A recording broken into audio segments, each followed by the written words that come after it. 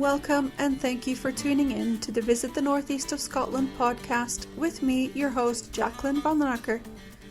In this episode, we're speaking with one of Aberdeenshire's very talented chefs, Ross Cochrane, who's the executive chef at Ballater's the Rothesay Rooms and the Carriage. Ross has spent the last 17 years developing his talents in hotels and restaurants in Scotland. After winning the Northeast Chef of the Year in 2017, he took over the Rothesay Rooms and continued to develop the restaurant's wonderful reputation. Aberdeenshire is produce rich, and Ross works closely with local suppliers to ensure the best of the region reaches his plates. Being able to give visitors the tough choice of what to order when visiting the restaurant is something that he enjoys. It goes to show the diverse and special ingredients he can find close to the restaurant. His ambition is to continue to work with his team to establish the Rothesay Rooms on the Scottish food map as an outstanding venue. Considering they have already won the Northeast Restaurant of the Year a few years running, this shouldn't be a tough task. Good afternoon, Ross, and thank you for having us here at the Rothesay Rooms in Ballater. In today's episode, we're going to speak about one of my favourite topics, and I think it's the favourite topic of most people, and that's food and drink here in Aberdeenshire. We know that you've been in hospitality for quite a few years, and you're currently the executive chef at the Rothesay Rooms and at the Carriage Cafe and Bistro. Could you give us a bit of an introduction of how you found yourself in the world of hospitality and how you developed your skills to become the executive chef here? It all started when I was about 18 and I hadn't found my feet on what I was going to do. I'd done a few things before 18, an apprentice joiner and an apprentice tiler, but usual 6 months in I just seen myself, this is not what I'm going to do for the rest of my life. So it was just a random phone call to a company in Aberdeen, right next door to a famous hotel called the Marcliffe, which was run by Shell, and it was a private members club, and they were looking for a commis chef. So I just phoned, spoke to someone and got an interview, and then I got a second interview. A year later I was still there and realised that obviously this is something that's stuck with me, so looked into college, and then that's when I started going to college on a day release, 1 day a week, and then working 5 days a week. And then after that, I just kind of got the bug for it, I suppose. Like it wasn't like going to work. It was just like getting up. That's what you'd done because enjoyed it. Did you start at Aberdeen College as it was at that point? Yeah, so we done the day release for professional cookery level 2, and then progressed on to level 3, and that was 2 years working and going to college, and then that was kind of like after the first year and a half, 2 years, I moved on from Woodbank House and moved to a restaurant just along the road, but it was just a restaurant. I was doing a bit more finer food, and then I met a chef there who was from London, who had moved up here. I'm pretty sure it was something to do with a girl. He was here, but we'll leave that for another day. But he suggested I get out of Aberdeen and go to London and see what else is out there. So that's what I did. So I ended up just looking on a split shift one day, looking at jobs, and I came across the Gordon Ramsay site. That's how I ended up in London. So I applied for a job online there, and then I got a call about a week later and invited down for a day interview and then a trial the next day, so it was like a 2-day thing. So I think I was 20 years old. I had an 18-month-old daughter, so it was like we were going to... Quite a tough thing to do, yeah. It was, but I think at the time when I was like offered a interview, like this thing, it was massive for me, so I was like, let's go and we'll deal with whatever comes after. So I think when I went down to London, and it was the most bizarre. I'd never been to London before in my life, so it was like the most bizarre thing I'd ever done. Got the sleeper train down from Aberdeen, knives, change of clothes, got into Waterloo, and then it was just, I've never seen anything like it in my life. It was so busy. So we got through that and then went up to the day interview, sat in a room with about 16 other chefs, all around a table. It was Gordon Ramsay headquarters just next to Buckingham Palace, and then we filled in our form, and it was like the offer of where do you want to go and do your trial the next day, which I wasn't aware of. I just thought I'd applied for Claridge's, so I was like, right, that's where I'm going. The offers were there to go to Royal Hospital Road, 3 Michelin star, and at the time I believe it was either number 1 or it was in the top 5 restaurants in the world, that's for sure. which kind of spooked me a bit. So I kind of stuck to what I was going to down for and went to Claridge's. Yeah. So the next day I went and done my trial and sat down at the end of it with Mark Sargent, who used to be executive chef, and he offered me a job there and then as a commie. He did warn me. He did say, like, you need to think about this before you go home back to Aberdeen. It's a huge change. Huge jump, but you sat there with one of the best chefs in Britain offering you a job. It's kind of hard to say no. So I kind of already made my mind up by the time I got back to Aberdeen. So the plan was for me to move down for a month, and then my partner at the time and my daughter would move down, but London just eats you up and switch you out, to be honest. So I was back within the 2 months. I'm back in Aberdeen. Yeah. It was a brutal eye opener for me. But I'm glad I'd done it. Yeah. So I had like the London experience for 2 months, and then I came back and I found myself flipping burgers because there was no jobs at the time when I came back. The chef that interviewed me just said that I had more qualifications than him, and he'd been a chef 40 years. And he's like, but all I've got for you is the night shift, basically flipping burgers. I had to take it. I took it for, I think I was there a few months, and then something else better came along, and that's when I stuck to restaurants and hotels. And I've not flipped a burger since, but they're a higher quality burger. Yeah, they are. Now that you're the executive chef at the Rothesay Rooms and the Carriages here in Ballater, can you tell us more about both venues and their histories? How it all came about was the restaurant opened in 2016, but they had a chef up here from London who was a consultant. The plan was the restaurant itself would only open for a year as a pop-up to generate business for the local residents after Storm Frank. So I hadn't heard of the Rothesay Rooms, and it was just by coincidence that we'd entered Chef of the Year, the North East Chef of the Year 2017, and I had won it that year, and the Rothesay Rooms had also won Restaurant of the Year. The manager at the time was a previous manager that I had worked with who'd been trying to get in contact with me for a few months because this chef that was here was due to go back to London. So that's kind of how I came out to Ballater. To be honest, I'd never been to Ballater apart from when I was a small child. When I did come out, I was a bit unsure what I was walking into. But then when I came in, I was like, walked into the restaurant, it was all traditional, tarted and very well decorated. And it was like, well, I'll have a look around. And then that was it. So that's how I came into the Rothesay Rooms. And then we kind of just had a transition period where there was 2 head chefs here, so it was quite awkward at tricky, times. yeah. Because he'd obviously built it up from scratch, and I was coming in to take over. For anybody, it's quite difficult. 3 weeks was quite a long time, and then I took over, put my own twist on things, kept the same standard, kept pushing to refine everything, and just get my own take on what I'm doing. And then I think we were 8-9 months in, the old station had previously burnt down, and the person who was behind it pulled out halfway through its refurb. So then we stepped in as a foundation and took that on, and then they offered me the position to oversee both of them, and that was it. So I kind of took that on, started that from scratch. It was an absolute shell of a place, so it was good to kind of have that. There's some similarities in terms of style and decor and quality and level of service, but the menus are obviously quite different between the two. So the bistro was kind of very much more relaxed and family orientated, where the restaurant is a little bit more fine dining, special occasion kind of restaurant. But again, we have families coming here all the time as kids. We just have to adapt, and if the kids are happy to eat a steak, and lucky them. You know, so. My son would be very happy to eat a steak. Yeah, surprisingly, kids these days are eating scallops and steaks at 10 years old. Yeah, it's not the chicken nuggets that it used to be. Turkey Twizzlers.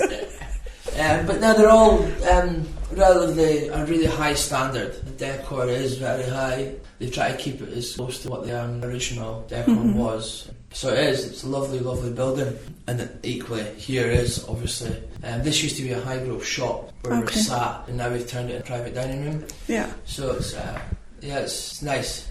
It's nice to have a separate space where you can have family function. We've mentioned that there's a very high standard here in the Rothesay Rooms and that it's high quality food. And to that, I'd like to also mention that you are listed in the Michelin Guide. And the Michelin Guide describes the Rothesay Rooms as having seasonal dishes which are classically executed and full of flavour. So how have you developed the menu to be able to maintain your Michelin listing, or did you develop the Rothesay Rooms to get that listing? I think it was a blend. Obviously the standard was kind of set, it was open, and it was always going to be local produce, sourced as close as possible to the restaurant. The Michelin Guide obviously came and before I arrived, and then they awarded the Michelin recommendation, and they've been back twice since, so we've just kind of kept it. I suppose the standard of the food has gone up. It's just all about what we use local produce, we try and find all the local suppliers that is close to the restaurant. So we've kind of just kept the first, what we set out to do. We've got a great sources here from Ballater to Rothesay. So we've got everything on our doorstep, so it's quite good to keep that level standard.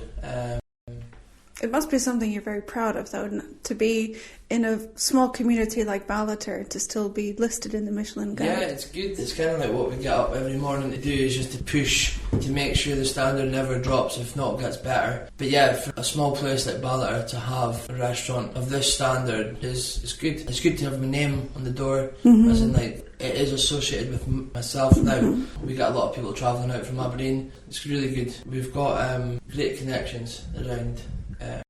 Well, that's actually segueing into the next question that I had. Is the Northeast is very much an agricultural region. There are a huge number of food producers and growers in the area. Have you been able to choose some really specific things from the region that highlight the products that we have available? I've went out and looked at all the suppliers, met with gamekeepers, and we've got rare breed pork from Ballater Farm, which is 7 miles from here.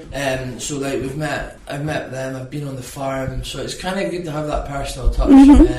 The gamekeeper from Balmoral Estate, so I stay in contact with him. All the fish is Peterhead landed, so we get it from there. There's a little place in Afford, does all our lamb, so they're really well looked after. Again, we've been there, had butchery days there, so it's kind of just building up a reputation with producers as well. We know if they phone up, if I phone them, I know what I'm going to get from them, and vice versa. They like to see their stuff on the menu. Again, associated with the Rothesay Rooms, Michelin Guide and stuff like that. So it all kind of works together. It's important for them to know that their product that they've taken such care over is going to be appreciated and used in a way that shows the product as well. Everything from the lamb, beef, scallops is all handled. We get it in as cold as we can.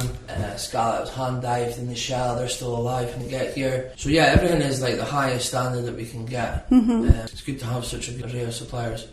There is. Are you working with any producer that's doing something that you think is quite special or different from what you might be able to get elsewhere? The pork that we get from Rothesay they're quite new, and they've only been on the go for maybe 2 years. So we were kind of one of the first people to get involved with them.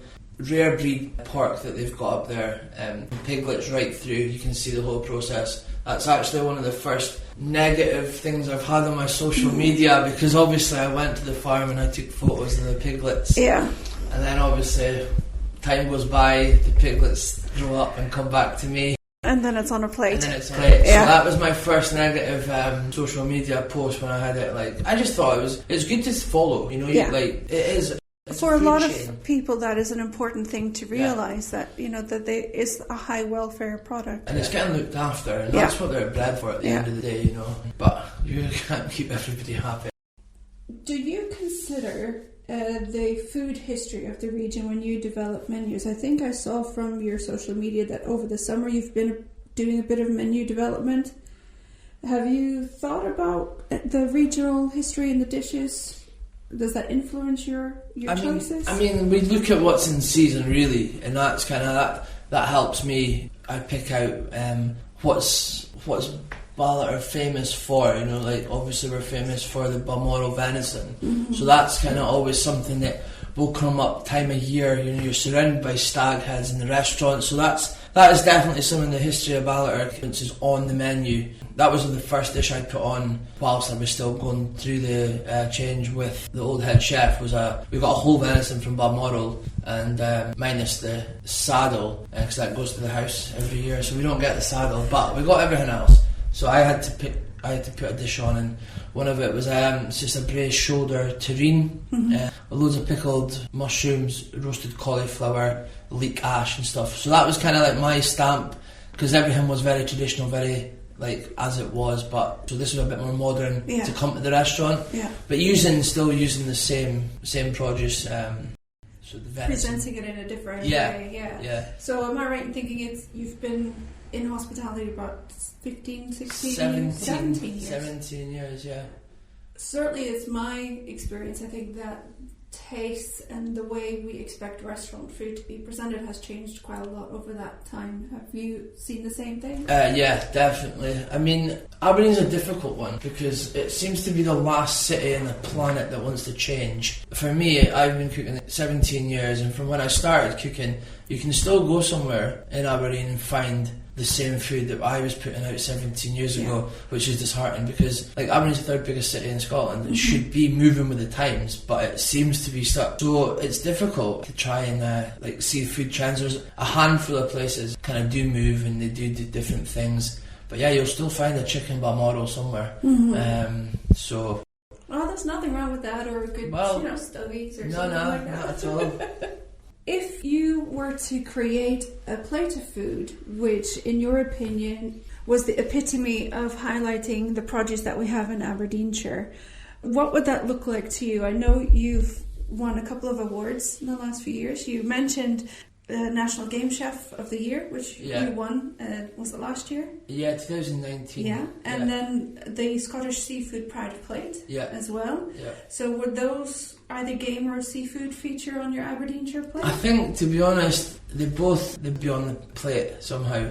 I mean, like, venison plays a big part, any game plays a big part in the menu here, and again, that Pride of Scottish plate of food was a shellfish dish, so you've got scallops, you've got venison, two high-end products, so they definitely we try and focus on trying to get the best out of everything, so we offer a tasting menu, so that's kind of where we take all our favourite stuff and put it in one little menu so that everybody can get a taste. Normally in the summer when we've got a lot of tourists coming in and they can be like, oh, we don't know, because I like to think that what my menus do is give people a challenge to pick what they want. So I write my menus based on what I personally think that people will enjoy, so I kind of want them to be like, oh, I don't know what to have, and then that way we know we've done something right with the menu, and also they can go to the tasting menu and be like, oh, you can actually have a few different things. So like venison, scallops definitely are always kind of on the menu. Whatever the season is, scallops will be there somehow. Yeah. So can I cast your mind back to when you were younger and living at home? Did you have a favourite meal that you would always go to, a comfort meal? My dad was a really good cook. Like, he used to be a chef. He would always, like, anything he made was always kind of tasty, but if it wasn't coming out of the oven, it was actually something made. It usually had something to do with Italian cooking.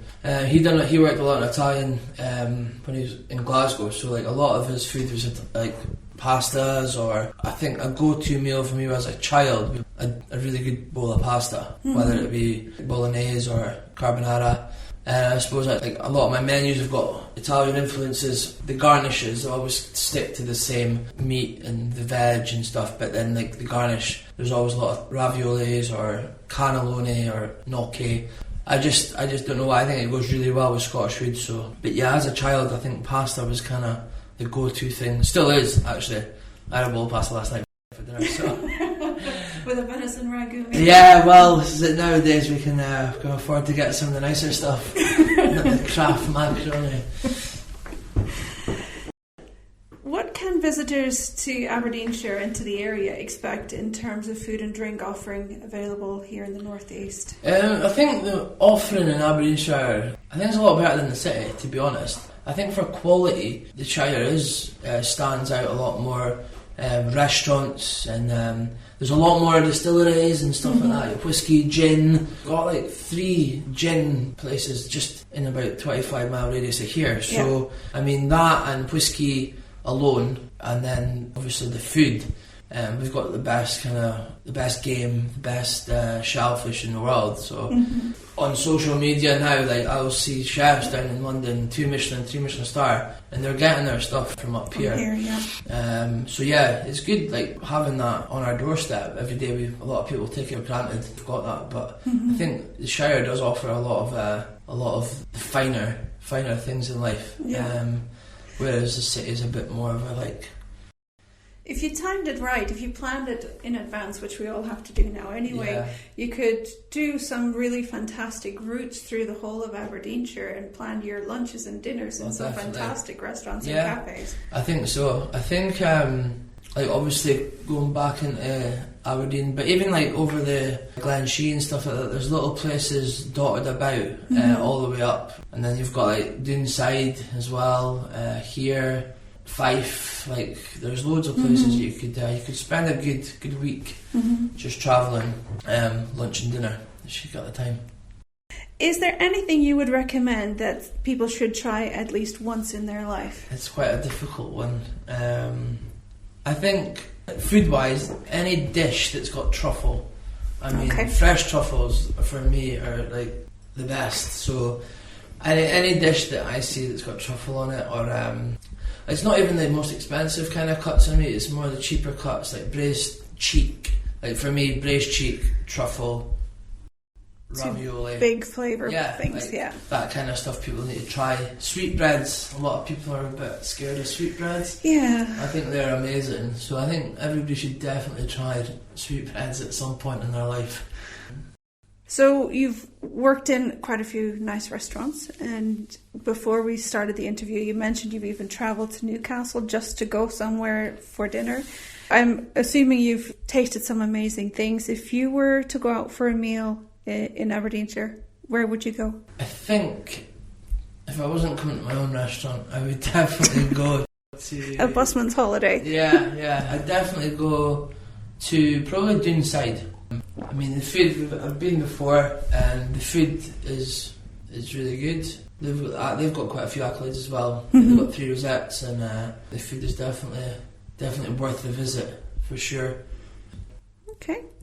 Is there anything that you would like to kind of talk about or mention that I might not have asked about in terms of food and drink in the area, or even your own experiences or goals or aspirations that you might have for the next few months?